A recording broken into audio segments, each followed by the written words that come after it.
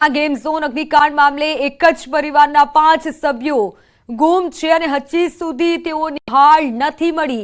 એક જ પરિવાર કે જેઓના 5 સભ્યો તે લોકોની હજી સુધી કોઈ ભાળ નથી મળી। તે ક્યાં છે, તે લોકો જીવે છે ખરા, તે રાહ જોઈ રહ્યા છે। પરિવારના અન્ય સભ્યો રાહ જોઈ રહ્યા છે અને એક આશ છે કે ના તે લોકો જીવતા હશે અને તે પાછા આવી જશે, પરંતુ આ 5 એવા સભ્યો છે કે જેઓની હજી સુધી કોઈ જ ભાળ નથી મળી। કરવામાં આવી રહી છે ગેમ ઝોન અગ્નિકાંડે 28 લોકોના ભોગ લીધા છે। 5 લોકો હજુ એવા છે કે જે મળ્યા નથી। પરિવાર વિખેરાઈ ગયો છે, પરિવારનો માળો વિખેરાયો છે। પતિ, પુત્ર, સાઢુભાઈ એમ મળી કુલ 5 લોકો હતા।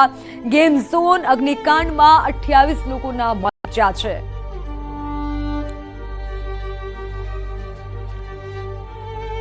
સ્થળ પરથી મારી સાથે મારા સહયોગી સંધ્યા જોડાયેલા છે।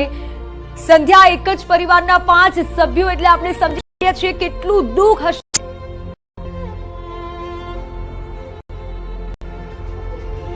બિલકુલ એ દુઃખ છે અને અમે એ ઘર ઉપર અત્યારે ઉપસ્થિત છે। આ ઘર છે વિરેન્દ્રસિંહ જાડેજાનું અને જે ઘરના મોભી છે એ હવે ઘરમાં આવકાર આપવા માટે અહીંયા ઉપસ્થિત નથી।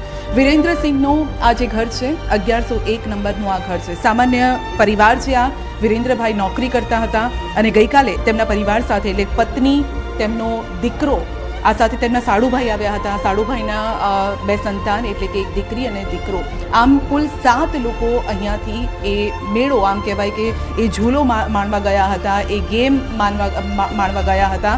ભાઈ કહી રહ્યા છે કે વધારે લોકો હતા। કેટલા હતા? 10 લોકો। અને કોણ કોણ હતું? વિરેન્દ્રસિંહ અને એમના બધા રિલેટિવ વાળા, એમનો સન, એમના વાઇફ અને એના ડોટર, 4 અને બાકીના પરિવારના છે। અને એમાંથી 5 લોકો નથી? એમના વાઇફ અને ડોટરનો અમને રિપોર્ટ આવ્યા કે એ લોકોને ગિરિરાજમાં દાખલ કર્યા છે।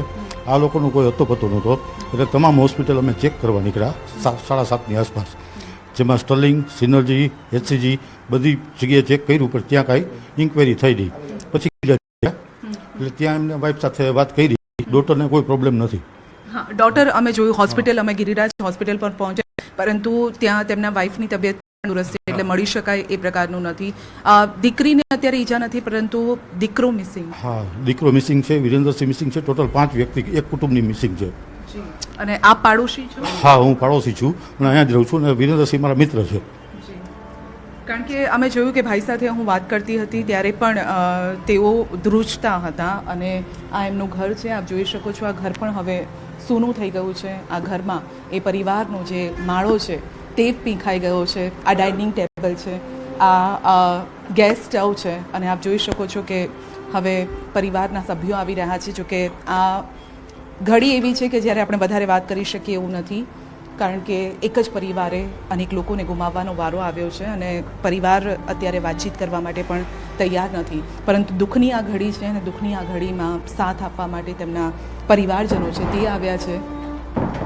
આપ જોઈ શકો છો કે બારણું પણ હવે બંધ થઈ ગયું છે, કારણ કે જે આવકાર આપવા માટે જે વ્યક્તિ હોવો જોઈએ, ઘરનો મોભી હોવો જોઈએ, એ મોભી હવે આ ઘરની અંદર નથી રહ્યો।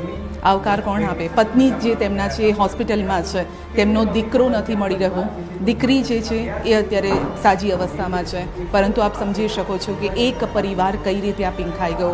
થોડાક જ ક્ષણમાં એક વિડીયો પણ આપણી પાસે આવ્યો છે, વિરેન્દ્રસિંહ જાડેજાનો વિડીયો આપણી પાસે છે અને જેમાં તેઓ કહી પણ રહ્યા છે કે મારા સંતાનો ઉપર છે, હું બચાવવા જાઉં। કારણ કે પરિવાર સાથે જ્યારે મેં વાતચીત કરી હતી ત્યારે તેમનું કહેવું હતું કે વિરેન્દ્રભાઈ તો સલામત નીચે આવી ગયા હતા જે ગેમ ઝોન હતો ત્યાંથી, પરંતુ ત્યારબાદ એ તેમના જે બાળકો હતા તે ઉપર રહી ગયા હતા અને માટે તેઓ તેમને બચાવવા ગયા અને પછી તેઓ પાછા જ ન આવી શક્યા। આપણી પાસે વિડીયો છે, જો વિડીયો આપણી પાસે આવી ગયો તો પછી આપણે વિડીયો સંભળાવી પણ શકીએ છીએ, કારણ કે વિરેન્દ્રભાઈનો આ છેલ્લો વિડીયો છે ને કદાચ એ છેલ્લો વિડીયો યાદગીરી રૂપે જ કદાચ રહેશે તેવું માનવામાં આવી રહ્યું છે। આપ અહીંયા થોડા હું દ્રશ્ય પણ બતાવીશ કે આપ જોઈ શકો છો એક જ આ પેસેજ છે, એક પેસેજમાં 4 અહીંયા ઘર છે, 4 ઘરમાં 1101 નંબરનો તેમનો આ ઘર છે। સામાન્ય આ પરિવાર છે, ઘરની જે પરિસ્થિતિ જોઈને પણ અમને એવું લાગે છે સામાન્ય પરિવાર છે। આપ જોઈ શકો છો કે અહીંયા તેમના જૂતા ચપ્પલ પણ પડ્યા છે અને હવે કદાચ આને પહેરવા માટે એ વ્યક્તિ હવે હયાત જ નથી, કારણ કે દીકરો પણ નાનો હતો, સ્કૂલમાં ભણતો હતો. દીકરીના રડીને અત્યારે હાલ બેહાલ છે. આસપાસના જે પાડોશીઓ છે તેઓ પણ તેમની મદદે જ આવ્યા છે અને રાત્રે 2-3 વાગ્યા સુધી તેઓ તેમને શોધતા રહ્યા. જે ભાઈ સાથે અમે વાતચીત કરી હતી તેમનું પણ કહેવું છે કે મારા પાડોશી છે, મિત્ર સમાન છે અને અમે તેમને શોધતા રહ્યા. આખરે પછી ગિરિરાજ હોસ્પિટલ પહોંચ્યા અને ત્યાં તેમની જે પત્ની છે તેમને એડમિટ કરાવી હતી અને ત્યાં અત્યારે તેઓ એટલે કહી શકાય કે કદાચ એમને ભાન જ ન હતું અને જ્યારે ભાન આવશે ત્યારે કઈ રીતે એ વાત કરશે અથવા તો કઈ રીતે સહન કરશે એ પણ સવાલ છે. સીએમ જ્યારે આવ્યા ત્યારે સીએમએ પણ તેમની સાથે મુલાકાત કરી હતી, તેમની સાથે વાતચીત કરી હતી. વિરેન્દ્રસિંહ જે છે તેમના પત્ની સાથે તેઓએ વાતચીત કરી હતી, તેમની દીકરી સાથે વાતચીત કરી હતી. એક પરિવાર કઈ રીતે પીંખાઈ ગયો આખા આમાં એ આપ સમજી શકો છો. તેમના જે મિત્રો છે તેમની સાથે આપણે ફરીથી વાતચીત કરવાનો પ્રયત્ન કરીએ. પરિવાર અત્યારે આપ જોઈ શકીએ છીએ કે જે આવકાર આપવા માટે જે મોભી હોય હવે એ નથી તો બારણા પણ બંધ થઈ ગયા. એક ઘરની 5 વ્યક્તિ મિસિંગ હોય એ સમજી શકો છો મેમ તમે કે એની શું હાલત હોય. અને માજી ઘરડા માજી પણ છે. હા, એમના બા છે, મમ્મી છે એમની. મમ્મી છે. એટલે હજી એ લોકો બહાર નથી આવ્યા કારણ કે કોઈ રિપોર્ટ જ નથી શું છે શું નહીં. એના હિસાબે બધા ડિસ્ટર્બ છે અત્યારે. ડેડ બોડી વિશે કઈ ખબર પડી આપને કે કોઈ જાણકારી નથી. ટોટલી બધા પેલા બળીને વયા ગયા હોય એટલે આઈડેન્ટિફાઈ થતું નથી કોઈ છે વ્યક્તિ. એ ડીએનએ ટેસ્ટ અને ફોરેન્સિક વાળા આવે તે પછી જ ખબર પડશે. બિલકુલ એ વિડીયો જે છેલ્લો વિડીયો છે વિરેન્દ્રસિંહનો એ પણ અમે આપને સંભળાવવા જઈ રહ્યા છીએ. છેલ્લો અવાજ છે બસ યાદગીરી રૂપે. હવે આ એક જ આ પરિવાર પાસે આ એક આશરો રહ્યો છે. સાંભળો એના શબ્દો સાંભળવા જેવા છે. વિરેન્દ્રભાઈ શું કહી રહ્યા છે?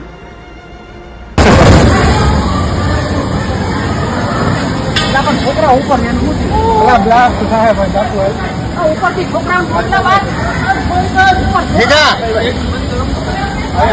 એક તો બોલી નાખો